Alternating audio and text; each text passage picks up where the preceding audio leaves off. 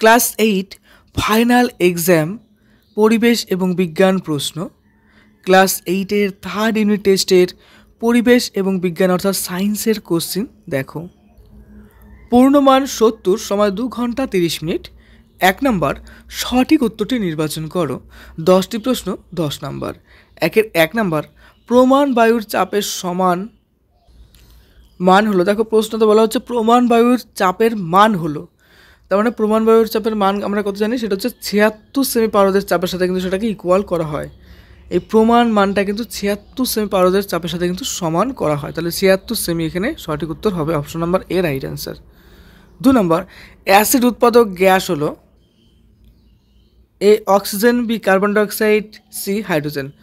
দেখো অ্যাসিড উৎপাদক গ্যাস হলো এর মধ্যে সঠিক হবে দেখো কার্বন ডাই অক্সাইড, সঠিক উত্তর option number B carbon die oxide. এরপর 3 নম্বর, পেন্সিলের মধ্যে কার্বনের কোন প্রভেদ বর্তমান, আমরা এটা জানি, এটার নাম হচ্ছে কি graphite, option number B graphite হবে সঠিক উত্তর। এরপর শুষ্ক বরফের উষ্ণতা কত হবে, সেটা কী হবে দেখো -78 ডিগ্রি সেলসিয়াস হবে। এরপরে 5 নম্বর, কচুরিপানার জঙ্গলে বংশবৃদ্ধি করে যে মশা তা হলো, এখানে দেখো অ্যাডিস আছে, অ্যানোফিলিস আছে, কোনোটাই নয়। অ্যাকচুয়ালি কচুরিপানার ক্ষেত্রে যে মশাটা কীভাবে বেড়ে ওঠে সেটার নাম হচ্ছে কি অ্যাডিস। এরপরে 6 নম্বর, গোলমরিচের তীক্ষ্ণ স্বাদের জন্য দায়ী হলো, এটা পিপেরাইন হয় মেনলি দায়ী, অপশন নম্বর বি হবে রাইট। এরপরে 7 নম্বর, ইস্ট্রি এম্পায়ার পেঙ্গুইন একবারে যে কটে ডিম পারে তা হলো, কতগুলো ডিম পারতে পারে, একটি মাত্র ডিমই সে পারে। এরপরে আসবো নেক্সট প্রশ্ন আমরা 8 নম্বর, হাঙরের দেহে কটি গিল স্টিল থাকে, দেখো হাঙরের দেহে টোটাল 5টি গিল স্টিল থাকে। 9 নম্বর, মেয়েদের দেহে অবস্থিত জনন গ্রন্থির নাম হলো, উত্তর হবে দেখো ডিম্বাশয়। এরপরে 10 নম্বর, যে হরমোনকে বৃদ্ধিপোষক হরমোন বলা হয় তা হলো, উত্তর হবে দেখো সোমাটোট্রপিক হরমোন। পরীক্ষার আগে আমি অপশনগুলো পড়ছি না, শুধুমাত্র মেন যেটা উত্তর সেটাই বলে গেলাম, ওকে। কারণ সময়ের খুব দাম তোমাদের এই মুহূর্তে, কারণ কিছুক্ষণ পর অনেকের পরীক্ষা কিছুক্ষণ পর শুরু হবে। তো চলো আরও কিছু আমরা প্রশ্ন খুব তাড়াতাড়ি সলভ করে নেই। 2 নম্বর, নিচের প্রশ্নগুলোর উত্তর দাও। 1 নম্বর, রকেটে জ্বালানি হিসেবে কি ব্যবহার করা হয়, এটা কি বলতো, এটা তরল হাইড্রোজেন যেটা আছে সেই তরল হাইড্রোজেনই কিন্তু রকেটে ব্যবহার করা হয়। 2 নম্বর, কোন প্রতিবিম্বকে পর্দায় ফেলা যায়, আমরা জানি এটা হচ্ছে কি সদ্বিম্বকে পর্দায় ফেলা যায়। 3 নম্বর, আয়নীয় যৌগে ক্যাটায়ন ও অ্যানায়নের আধানের সমষ্টি কত, এটা কি হয়, টোটাল যদি বলি ক্যাটায়ন অ্যানায়ন বলতে একটু হালকা বুঝিয়ে দিতে লাগবে। এটা দেখো ক্যাটায়ন এবং অ্যানায়ন একটা কী হয়, একটা মাইনাস হয় একটা প্লাস হয়, তাই না, তাহলে এই দুটো সমষ্টি কী হয় আলটিমেটলি অ্যাড করলে কিন্তু 0 হয়ে যাচ্ছে, অর্থাৎ 0 হয়। তুমি মনে করো যে এক জায়গায় +1 আছে, ওকে, আর একটা ধরো -1 আছে, তুমি নিজে চিন্তা করো এই +1 -1 কী হবে, আলটিমেটলি তো 0ই কনভার্ট হয়ে যাবে না, এইটা একটু মনে রাখো একটু, হ্যাঁ। তো এই টোটালটা কী হবে 0 হয়ে যাবে। নেক্সট, সিএনজি কী কাজে ব্যবহার করা হয়, দেখো সিএনজি কিন্তু আমরা জানি সেটা কি যানবাহনের জ্বালানি হিসাবে ব্যবহার করা হয়, যানবাহনের জ্বালানি। আচ্ছা সিএনজির পুরো নাম কি সেটা আমাদের জানতে হয়, সিএনজি মানে হচ্ছে কম্প্রেসড ন্যাচারাল গ্যাস, কী বলবো কম্প্রেসড ন্যাচারাল গ্যাস। আর একটা দেখবা এলপিজি আছে যেটা হচ্ছে লিকুইফাইড পেট্রোলিয়াম গ্যাস, ওটাও জ্বালানি হিসাবে ব্যবহার করা হয়। চলে আসছে নেক্সট, কার্বন ডাইঅক্সাইড গ্যাসের বর্ণ কীরূপ, এর দেখো কার্বন ডাইঅক্সাইড কোনো রকম বর্ণই হয় না, একদম বর্ণহীন। এরপরে 6 নম্বর, অ্যালগাম ব্লুম। অ্যালগাম ব্লুম কী জিনিস, দেখো সমুদ্র জলে অধিক সংখ্যায় ফাইটোপ্লাঙ্কটন জন্মালে তাকে অ্যালগাল ব্লুম বলা হয়, এটা তোমাদের বইতে এরকমই আছে, তো সেটাই লেখা হলো, কিন্তু অ্যালগাম ব্লুম সম্পর্কে আরও অনেক তথ্য রয়েছে। যাই হোক, জিটিএসের পুরো নাম কি, আমরা বলবো গোনাডোট্রফিক হরমোন। তো তোমরা হরমোনের নামগুলো একটু ভালো করে দেখে যেও, অনেক সময় কিন্তু দেয়। 8 নম্বর, কোন ধরনের অণুজীব অ্যালকোহলকে ভিনেগারে রূপান্তরিত করে, উত্তর হবে দেখো ব্যাকটেরিয়া। এমন একটি উদ্ভিদের নাম লেখো যার ঠেসমূল রয়েছে, সুন্দরী গাছে কী রয়েছে, ঠেসমূল রয়েছে, এটা কিন্তু লবণাম্বী বা ম্যানগ্রোভ অরণ্যের উদ্ভিদ। নেক্সট, ভারতবর্ষের একটি বিশেষ বিপন্ন প্রাণীর নাম লেখো, বিপন্ন প্রাণী বলতে এটা কাকে বোঝানো হচ্ছে, রয়্যাল বেঙ্গল টাইগারকে বোঝানো হচ্ছে। 3 নম্বর, সংক্ষিপ্ত উত্তর দাও, অনেকগুলো প্রশ্ন রয়েছে। 1 নম্বর, ঘনত্ব কাকে বলে, এসআই পদ্ধতিতে ঘনত্বের একক কী, কোনো বস্তুর একক আয়তনের ভরকেই ওই বস্তুর ঘনত্ব বলে, অর্থাৎ ঘনত্ব ইকুয়ালস টু ভর বাই আয়তন। এসআই পদ্ধতিতে ঘনত্বের একক হলো কিলোগ্রাম ঘন মিটার, কিলোগ্রাম বাই ঘন মিটার, ওকে।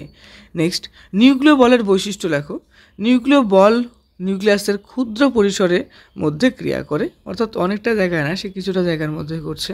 বি নাম্বার, নিউক্লিয়াসের বাইরে এর কোনো অস্তিত্ব নেই। সে নাম্বার, নিউক্লিয় বল শক্তিশালী আকর্ষণ বল। এরপরে পিভিসির ব্যবহার লেখো। পিভিসি কী কাজে ব্যবহার করে দেখো, জলের পাইপ, ইলেকট্রিক তারের আবরণ, বিভিন্ন জিনিসের পাত্র তৈরিতে, বর্ষাতি, গামবুট, চপ্পল তৈরিতে পিভিসি ব্যবহার করা হয়। এরপর মরীচিকা কী জিনিস? মরীচিকা এক ধরনের দৃষ্টিভ্রম। মরীচিকা আলোর অভ্যন্তরীণ পূর্ণ প্রতিফলনের একটি প্রাকৃতিক দৃষ্টান্ত। ভূপৃষ্ঠের উপরে বায়ুতে আলোর অভ্যন্তরীণ পূর্ণ প্রতিফলনের ফলে মরুভূমি মরীচিকার সৃষ্টি হয়। এরপরে বায়োগ্যাস ব্যবহারের সুবিধাগুলি লেখো। বায়োগ্যাস ব্যবহারের সুবিধাগুলি হলো, প্রথমত বায়োগ্যাস শক্তির বিকল্প উৎস হিসেবে ব্যবহৃত হয়। বি নাম্বার, বায়োগ্যাস উৎপাদনের খরচ তুলনামূলকভাবে অনেক কম। এরপরে আসছে আমরা 8 নম্বর প্রশ্ন, অক্সিজেনের ভৌত ধর্মগুলি লেখো। অক্সিজেনের ভৌত ধর্মগুলি হলো, এই দিয়ে লিখব, অক্সিজেন হলো বর্ণহীন, গন্ধহীন, স্বাদহীন। বি নাম্বার, সাধারণ উষ্ণতায় গ্যাসীয় পদার্থ। সি নাম্বার, বাতাসের চেয়ে সামান্য ভারী। এবার আসছি আমরা দেখো 8 নম্বর প্রশ্নতে, বয়ঃসন্ধিকাল কি? শৈশব থেকে যৌবনের সময়কালকে বয়ঃসন্ধিকাল বলে। WHO বলতে কি? ওয়ার্ল্ড হেলথ অর্গানাইজেশন এর অনুযায়ী 10 থেকে 19 বছর বয়সকে এই বয়ঃসন্ধিকালের অন্তর্ভুক্ত করা হয়েছে। এই সময় শরীর ও মনের দ্রুত পরিবর্তন ঘটে। তবে এই ডাটাশিটটা কিন্তু একটু চেঞ্জও কোনো কোনো বইতে দেখা যায়, কোনো বইতে 12 থেকে 18 পর্যন্ত দেখায়। যাই হোক, তোমাদের যেহেতু 10 থেকে 19 আছে, তো তোমরা এটাই লিখবা। এরপরে 8 নম্বর, অক্টোপাসের বৈশিষ্ট্য কী লেখো।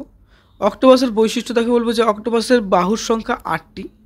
এদের দেহের বাইরের দিকে কোনো খোলক নেই। বাহুগুলোতে অনেকগুলো করে শোষক যন্ত্র থাকে। এরপর আসছে 9 নম্বর, বহুকোষী জীব কাকে বলে, উদাহরণ দাও। যেসব জীবদেহে একাধিক কোষ দিয়ে গঠিত, অর্থাৎ যে সমস্ত জীবদেহ কী বলতো, একের বেশি অনেকগুলো কোষ দিয়ে যাদের তৈরি হবে, তাদেরকে আমরা বলবো বহুকোষী জীব। উদাহরণ হিসেবে মানুষ হতে পারে, বানর হতে পারে, আরও অনেক রকমের প্রাণী হতে পারে। তারপরে আম, জাম, কাঁঠাল ইত্যাদি উদ্ভিদও হতে পারে। বায়োলুমেন্স ও বায়োমিনিসেন্ট কাকে বলে? বায়োলুমেন্সের মধ্যে পড়বো, দেখো বায়োলুমিনেন্সের মধ্যে পড়বে, সমুদ্রের গভীরে সূর্যের আলো প্রবেশ না করলেও অন্য এক ধরনের আলো লক্ষ্য করা যায়, যার কোনো উত্তাপ নেই, একে বলে বায়োলুমেন্স। আর দেখো রয়েছে একটা বায়োলুমিনিসেন্ট। সমুদ্রের গভীরে কিছু জীবনকে, অর্থাৎ সমুদ্রের অনেক নিচে কী হয়, কিছু জীবকে লক্ষ্য করা যায় যারা রাসায়নিক বিক্রিয়ার মাধ্যমে নিজেদের দেহে আলো তৈরি করতে পারে, বা নিজেরাই কিন্তু আলো তৈরি করে ফেলছে। এরা হলো বায়োলুমিনিসেন্ট জীব। এরপর আসছে আমরা 4 প্রশ্ন। দেখো বলেছে, ডাল্টনের পরমাণুদের স্বীকার্যগুলি লেখো, ইম্পর্টেন্ট। 2 নম্বর, অক্সিজেনের শুধু সুবিধা নয় সমস্যাও রয়েছে, ব্যাখ্যা করো। তরলের চাপের বৈশিষ্ট্যগুলি লেখো। রাসায়নিক শিল্পে কোন মৌল খুবই দরকারি এবং কেন? পদার্থের প্লাজমা অবস্থা কখন কীভাবে সৃষ্টি হয়? পুদিনার ঔষধি গুণগুলি লেখো। মাইটোকন্ড্রিয়ার গঠন বর্ণনা করো, এর কাজ লেখো। ইমিউনিটি বলতে কী বোঝো? কোন কোন পদ্ধতিতে শরীরে ইমিউনিটি গড়ে ওঠে? তারপরে জারভিলের বৈশিষ্ট্যগুলি লেখো। খাদ্যরূপে বাঁশ গাছ কীভাবে ব্যবহার করা হয় তা আলোচনা করো। এরকম অনেকগুলো সেট আমি দিয়েছি, অবশ্যই সেগুলো দেখো আর মন দিয়ে পড়াশোনা করো। টপার চয়েস দাদার ক্লাসরুম অবশ্যই সাবস্ক্রাইব এবং শেয়ার করো। Best of luck for your best exam.